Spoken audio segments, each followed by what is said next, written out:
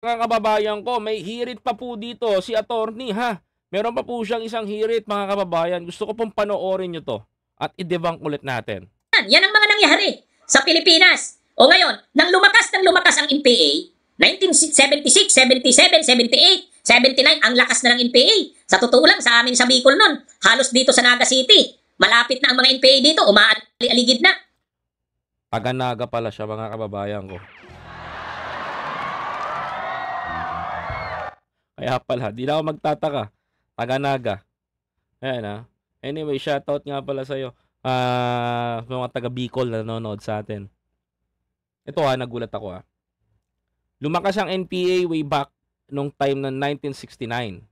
Mga kababayan ko. Dahil umabot sila almost 25,000 mga kapatid na CPP-NPAs talaga. As in, alam ko rin na lumakas. Kasi may nagsusupport sa kanila like China. Mga kapatid. Naalala nyo, MB Karagatan, suportahan yung kanilang armas. Naalala nyo yung mga kwento na yan. Mga kapatid, yan po ay totoong kwento na naranasan ng ating kasundaluhan. Now, mga kababayan ko, pag-usapan pa natin to. Nung mga panahon na 1978, 79, 80, ang lakas na ng NPA nun. Ngayon, namumroblema ang US. Namumroblema ang US ng panahon na yan. Bakit? Kasi nakikita ng US, lumalakas ang NPA.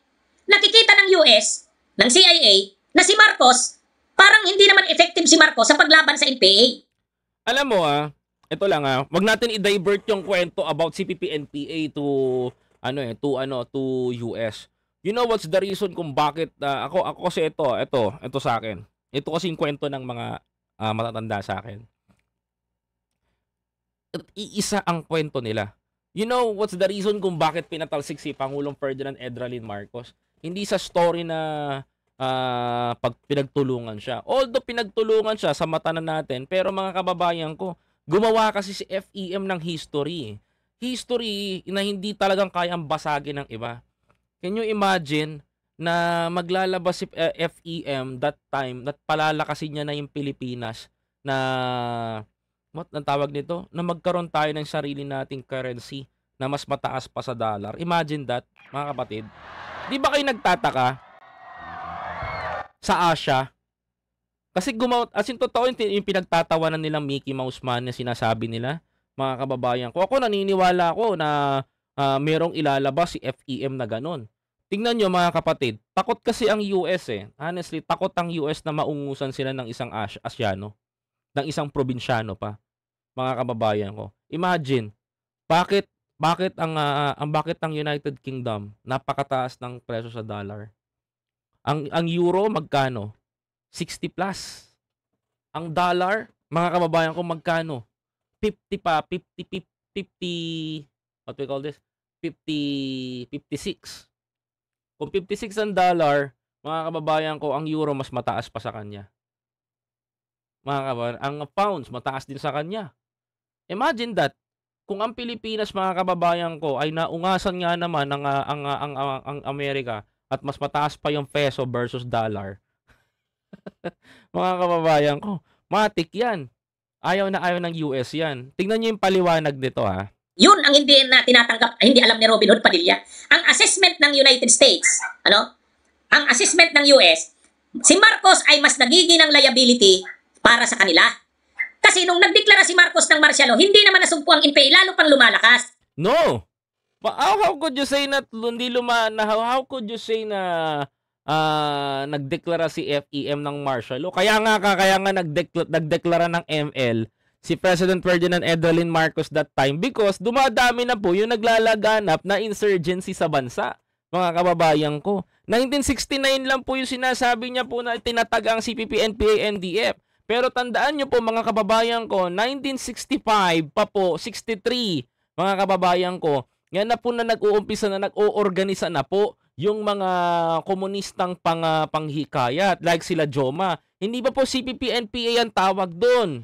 Nakalimutan ko lang yung tawag nila doon Hindi pa po CPP-NPA ang tawag doon. Noong time na nabuwag yung samahan nila Joma, mga kababayan ko, doon siya nag-start na bumuo ng sarili niya na tinawag niya CPP-NPA, NDF, mga kababayan ko. Okay.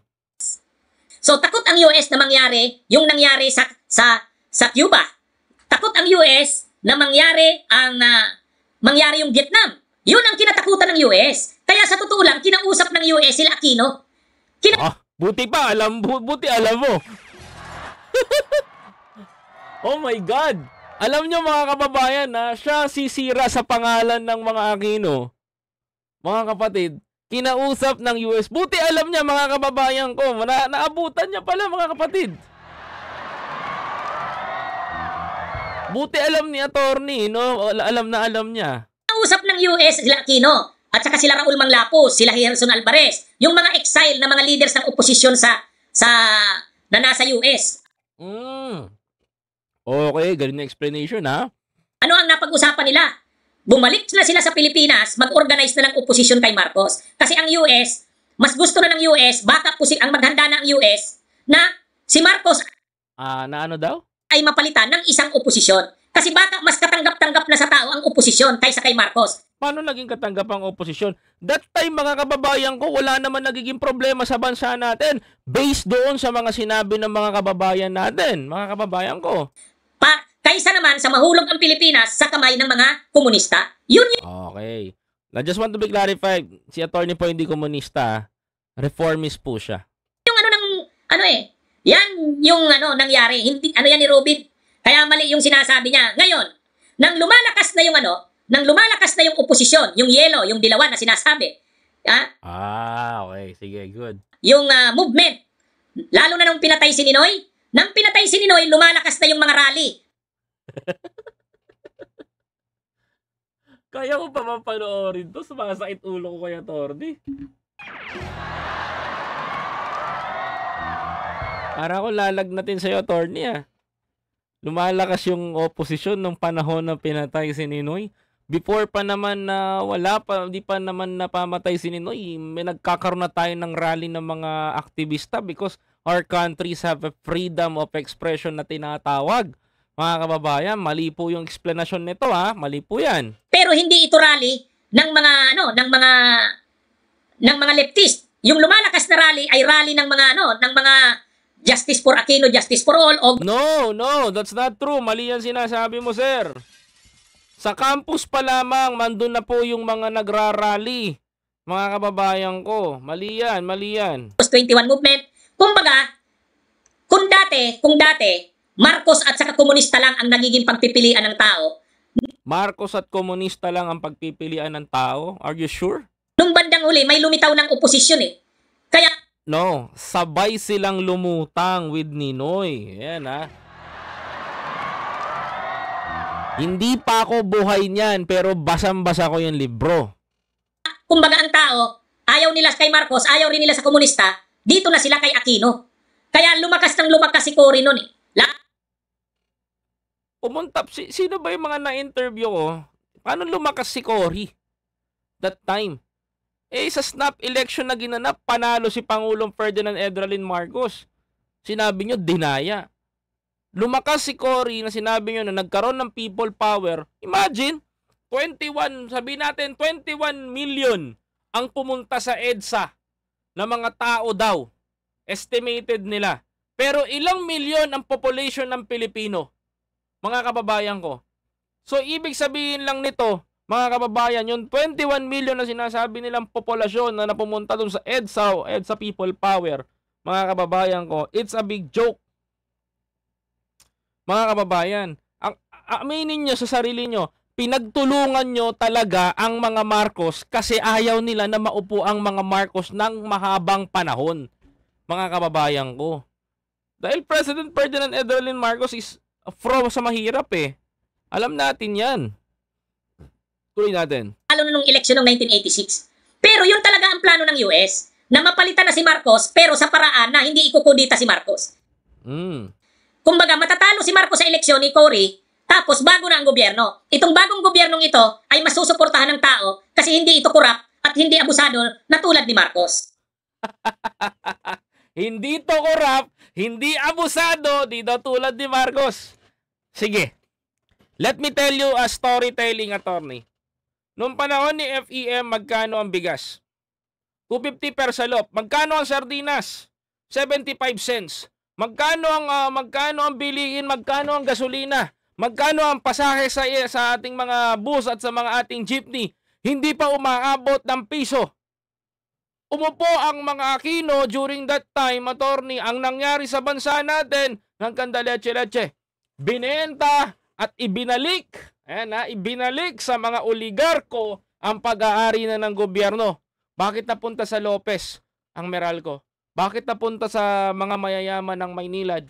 Bakit napunta ang mga malalaking korporasyon na pag-aari ng gobyerno na ininvest ng gobyerno natin para sa mamamayang Pilipino at napunta sa mga mayayamang gahaman na naghaharing lupa? Ika nga nila sa mga salita. Bakit? Paano nyo masasabi na mas pinalakas ng Cory administration ang ating bansa? President Ferdinand Edralin Marcos said to Mrs. Aquino, gamitin nyo ang Bataan Nuclear Power Plant. Dahil nag-predict na po si FEM, in 20 years, babagsak ang Pilipinas. After 20 years, this is what happened. Unti-unti tayong lumubog sa Asia. Mga kababayan, unti-unti tayong naghirap. Ang pasahe, dating 2 piso, naging 3 piso, 6 na piso, 8 pesos, magkano na ngayon? 20 pesos na. Ang pasahe sa tricycle, dati 3 piso, 6 na piso, ngayong umaabot ng 25 pesos pa. Mayroon pang 50 pesos, special ka. Ang presyo ng gasolina noon, nung panahon ni FEM, 28 pesos, 22 pesos, at ang pinakamababa, mga kababayan, yung kerosene na 8 pesos. Bakit ngayon? Dumaan na sila. Eto naman, mga kababayan, ang taas na ng ating gasolina. Noong panahon ni FEM, wala tayong problema. Kakainin na lang natin ang ating poproblemahin. Magtatrabaho na lang tayo. Ngayon, mga kababayan ko, ang isang pamilyang Pilipino, maghanap ka, sandamakmak ang problema, mga kababayan. Kaya hindi totoo yung sinasabi nito, mga kababayan ko. Ang laking kasinungalingan. Kumbaga si Marcos, i-dispose na ng US kasi nagamit na nila ito. Gusto na nila ng bagong tao. Ito na. Don't say dispose, mga kababayan ko. FEM hindi pinakinabangan ng US. Tayo pa nga ang nakinabang sa US that time. Si Cory. Ito ng Unido, sila Laurel, sila Cory. Yan na yung sinusuportahan ng US. Kaya pinipressure na noon ng US si Marcos. Magpa-eleksyon ka kung si Marcos naman, nararamdaman niya na rin na parang ayaw na sa kanya ng US. Alam mo, masyado niya sa kwento niya, dinadivert niya yung storytelling to US eh. He's trying to put the US and itago niya yung kulay ng mga dilaw na sila Ninoy, sila Cory, sila that time mga nagrebelde, sila Ramos. Tinatry niya na itago dun sa likod, mga kababayan eh. At pinupinpoint niya yung US. I-dispose na siya. So gusto ni Marcos patunayan sa US na malakas pa siya. Kaya inoffer niya sa US na magpapatawag siya ng snap election. No. Hindi naman totally na hinamon niya yan. Ang pagkakaalam ko, sila ang humiling ng snap election kaya binigay ni Pangulo yan, mga kababayan. Para matigil yung mga haka-haka nila, di ba? O yan, di ba? Yan yung nangyari diyan. Kumbaga si Marcos nakakaramdam na siya na para yatang may pinaplano ang US na i-dispose na siya, palitan na siya. Kaya ang ginawa na ni Marcos, sabi sa US, aalisin niya na ang martial law. Kaya nung bumisita si Pope John Paul II. Invento na lang nito ni ni attorney. Tama ka dyan, Sir Ray Tarejo Kahit US hindi magsasabi ng ganyan eh. Ito teory niya kasi to. Nung 1981, nilift na ni Marcos ang martial law. At nung 1984, nagkaroon na ng eleksyon sa batasan pambansa. Kumbaga unti-unti, ninonormalize na ni Marcos ang Pilipinas. Inaalis na yung martial law. Bakit? Bakit niya ginagawa yon? Kasi gusto niyang ipakita sa US na malakas pa siya sa tao. Ang US naman, pinipressure si Marcos, okay, tama yung ginagawa mo. Pero, dapat walang dayaan. Kumbaga ang gusto ng US, magpa-eleksyon si Marcos pero walang dayaan. Kailan ba nag-eleksyon ng mga Marcos? Sila nga laging dinadaya sa eleksyon eh.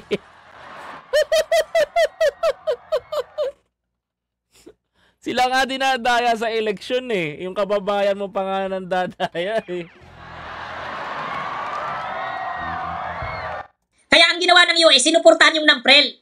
Ang nag-finance ng NAMPREL, US yan. Oh, yeah. Siya naglalaglag sa NAMPREL, ha? Oh, mga taga NAMPREL. Oh, nilalaglag kayo ni attorney, oh. Dami yung nilalaglag dito, eh, no? Sinuportahan si Jose Concepcion noon. Kaya nag-organize ng NAMPREL noon. Tapos nung magpa-eleksyon noon, maraming mga watchers na galing sa US Congress at sa US Senate. Buti ka pa, alam mo, ha? Naku! Narinig niyo mabuti, mga kababayan. Hindi sa atin ang gagaling yan, ha? Inantayan talaga yung eleksyon ni Marcos.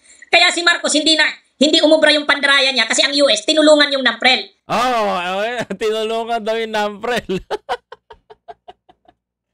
Diyos ko. Kasi gusto nyo ipakita nung panahon na yon, na wala na sa power si FEM. Wala na sa kapangyarihan. Kumbaga, alam nyo alam nyo yung ginagawa ito na out of number si FEM noon. Na out of number siya sa mga yan. Sa mga kababayan ko, in out of number si FEM noon. Pinagtulong-tulungan siya. Hindi siya ng kahit kung sino. Totoo naman yun mga kababayan ko eh. Yun ang mga remats ng mga dilawang narrative. Dating FEM, anak ni FEM. Ang presidente now, meaning palpak ang narrative nyo. Di ba? Totoo yan. Si PH Nation Building sumabat na. Kasi ang gusto ng US, si Marcos mapalitan ng oposisyon sa paraan ng eleksyon. Hindi kailangan ng kudeta. Pero naghahanda rin ng US na kung si Marcos ay magdadaya at hindi magustuhan ng tao ang pandaraya niya, dapat handa ang military at PC na magkudeta na kay Marcos. Kaya kinausap na ng CIA si Fidel Ramos at saka si Enrile. Oh, ikaw lang sasabi niyo, dinamay mo si Manong Johnny, ha? Ikaw lang sasabi niya, na? Nag-organize na sila noon, si Hunasan na nasa ilalim ni Enrile, ng Reform the AFP movement. No! Mga kababayan, sinabi na ni Manong Johnny yan sa lahat. Promise. Yun ay paghahanda na para kung magkaroon ng eleksyon at mangdaya si Marcos at magalit ang tao, kailangan na si Marcos na alisin sa paraan ng kudeta ng military. May handang grupo na magkukudeta. Sila Enrile, Ramos yun at Hunasan. Lahat ng yun, nakaplano sa US yun. Nakaplano sa US yun. At totoo din naman, pagkatapos mapabagsak si Marcos, unti-unti humina na rin yung komunista eh.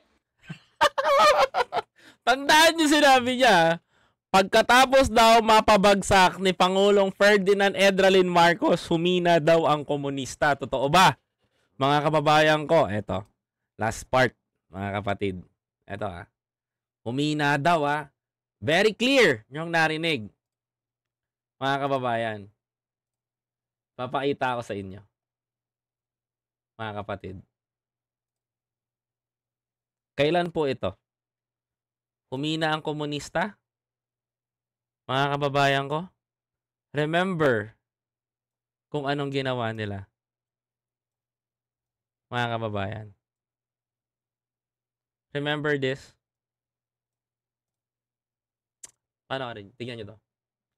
Taong 1986, attorney, makinig ka, nang pinalaya ng Ninoy Aquino, founder. Ayan, ano sabi dito? Pinalaya ba? Ay, Cory Aquino. Ayan.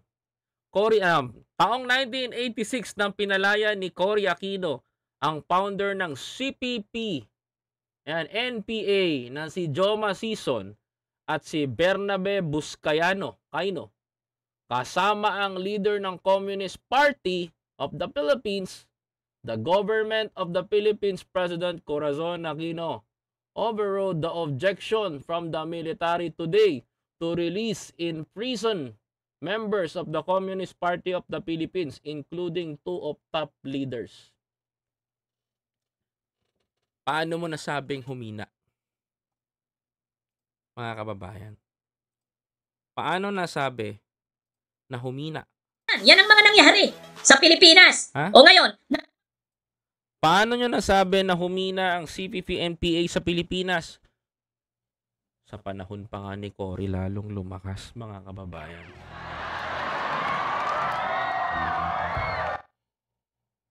Imagine, pagkaupo pa lang, yung mga prisoners of war natin, laban sa komunista, pinalaya nila. Joma Sison, diba? Bernabe Buscaino. Imagine that. Mga kapatid. Nakakatakot, diba?